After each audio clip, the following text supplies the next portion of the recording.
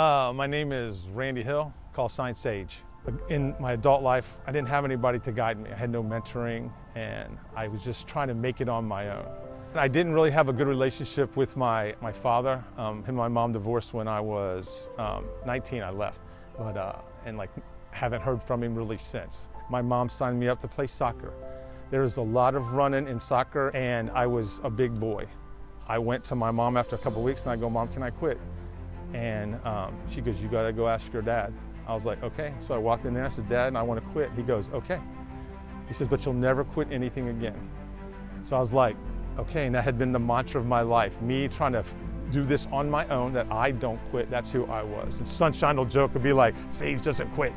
So it's like, my family knows, Randy, if he starts something, he's gonna quit. And he may come in last, he may crawl, but he ain't stopping. Well, when my foot happened, I was day 4 into a 7-day ride.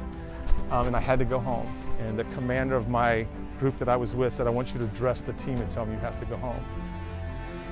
And I wanted to tell the man that I don't quit. I wanted all this. I'm laying in my tent, tearing up, because I knew I felt like I'd let people down. Like I says, it was just heartbreaking because I had such a great ride. I was just in a perfect spot, like God was blessing me, and I wanted to make it all about me.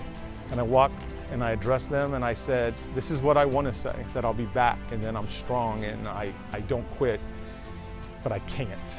And I told them, I've turned my life over to God completely over the last couple years, and whatever this is, whatever it happened, God has a purpose. I may meet someone on the plane, I may meet someone at the hospital, I may meet someone somewhere, but God, I trust God that He's doing this for a reason. That's the difference. It's not, I'm trying not to make it about me, trying to make it about God and trust. One thing that Men's Alliance did, and I had a spirit of fear on me, and I got delivered from that. And Men's Alliance gave me the confidence to to talk about God. Before I'd be like, "Hey man, I'm gonna sin," or, "I'm gonna fail." And the devil kept me isolated, you're gonna sin. Who's gonna listen to you? You're gonna embarrass yourself at talking about God, so I wouldn't do it. And being with the guys, getting that confidence, I would just been like, "Hey man, yeah man, I am gonna sin.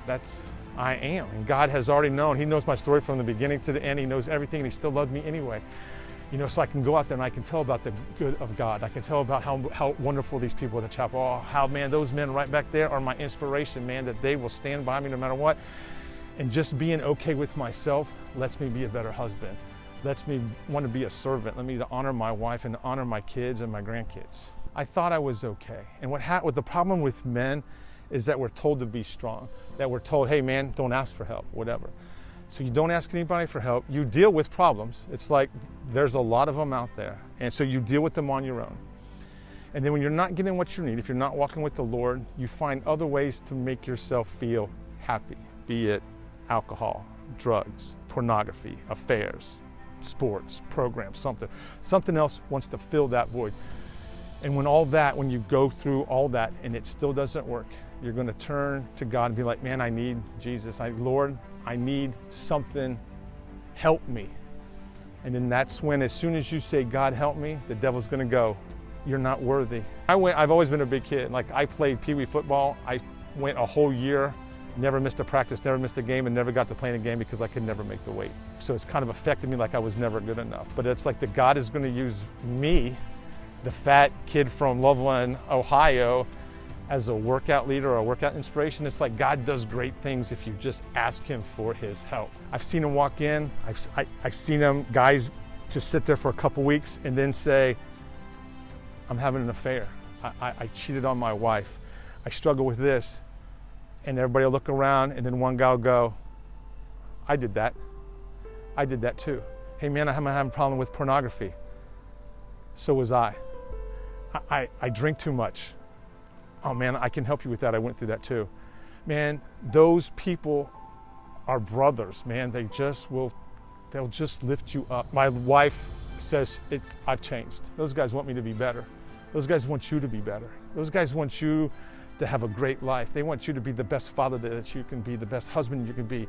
Because if you're better than that and you glorify God, then our church is going to be better. Our community is going to be better. And the world will be better. It's like men need to step up, and we need a tribe, and we need to just put our faith in God and band together and just say, God, we can't fix this. We need your help.